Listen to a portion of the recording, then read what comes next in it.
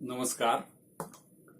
आमचा देश आमच्या प्रेरणा यामध्ये आज मी तुम्हाला जी गोष्ट सांगणार आहे ती रामप्यारी गुर्जर या एका वीरांगनेची. तैमूरलंग हा उझबेकिस्तानातला अतिशय क्रूर कर्मा असा असलेला वीर. त्यांनी सिरियाचा पाडाव केला, इराण मधल्या काही भागाचा पाडाव केला आणि अटक मार्गे तो भारतात घुसला. भारतात घुसल्यानंतर त्याच्या पायाखाली जे जे काही आलं ते तुडवत तो दिल्लीपर्यंत येऊन पोहोचला. दिल्लीमध्ये त्याला प्रचंड लूट मिळाली. त्यांनी असंख्य जणांना इस्लाम स्वीकारायला लावला आणि जवळजवळ 1,00,000 गुलाम हे त्याच्याकडे जमा झाले होते. दिल्लीमध्ये तो काही काळ थांबला, कारण त्याला तिथून पुढे जायचं होतं ते हरिद्वारला.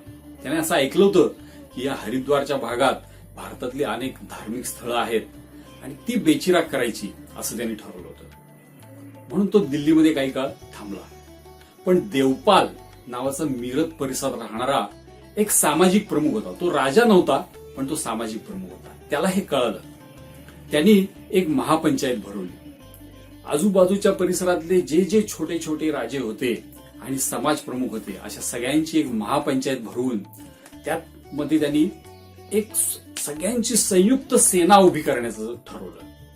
80,000 तरुण आणि 40,000 तरुणी यांची सेना उभी राहिली. या सेनेचा प्रमुख होता महाबली योगराज गुर्जर आणि महिलांची प्रमुख होती फक्त 20 वर्षांची सहारणपूरची एक तरुणी रामप्यारी गुर्जर. या रामप्यारीनी तिच्याकडेच एक काम दिलं होतं. काय काम दिलं होतं तिच्याकडं? की जेव्हा तैमूरची सेना पुढे येईल त्यावेळेला त्यांच्याकडे असलेला धान्याचा साठा लुटायचा, हे त्यांच्याकडे काम दिलं होतं. याशिवाय एक 5,000 वीरश्रीनं रसरसलेल्या तरुणांची एक वेगळी तुकडी बनवली होती. ती तुकडी मिरतहून दिल्लीला पाठवली. ही तुकडी गनिमी काव्यांनी रोज रात्री दिल्लीमध्ये जायची, लुटालूट करायची, जितक्या सैनिकांना मारता येईल तितकं मारायची आणि अंधारात पळून यायची. तैमूरला आता दिल्लीमध्ये राहणं अशक्य झालं, म्हणून त्यांनी मिरतकडे जायला सुरुवात केली. तर दिल्लीहून मिरतपर्यंत मध्ये जी सगळी खेडी होती ती ओसाड पडली होती. सगळ्यांना सांगितलं होतं की घरामध्ये धान्य ठेवायचं नाही, माणसांनी थांबायचं नाही. तो वाटेतली मंदिरं उद्ध्वस्त करत करत मिरतला पोहोचला. मिरतची देखील ती स्थिती होती. मिरतमध्ये एकही माणूस नव्हता. पूर्ण मिरत शहर रिकामं होतं. तिथं त्याला काहीच लूट मिळाली, धान्य पण नाही मिळालं. आणि मग तो पुढे हरिद्वारकडे निघाला.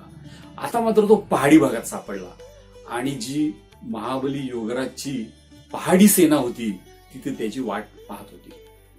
हरबीर सिंग गुलिया त्याच्या नेतृत्वातली एक छोटीशी तुकडी आणि त्याच्या पाठीशी हे महाबलीचं बाकीचं सगळं सैन्य अशांनी तैमूरलंगला घेरलं आणि हरबीर सिंग गुलियाचा भाला हा तैमूरलंगाच्या छातीला लागला. आता मात्र तैमूरलंगाने माघार घ्यायची ठरवली. तिथून तो मिरत मार्गे परत दिल्लीला गेला.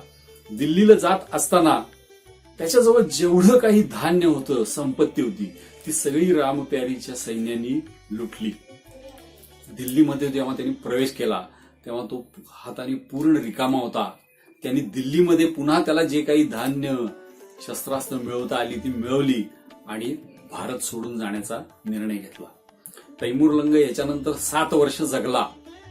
परंतु गमतीची गोष्ट अशी की या हरबीर सिंग गुलियाने त्याच्या छातीत जी काही जखम केली होती ती जखम शेवटपर्यंत बरी झाली नाही आणि त्या जखमेनीच तैमूरलंगाचा शेवट झाला.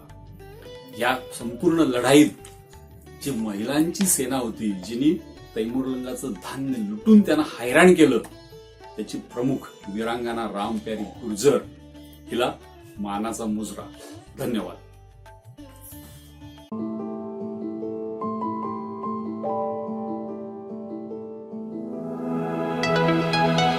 Please like and subscribe this channel.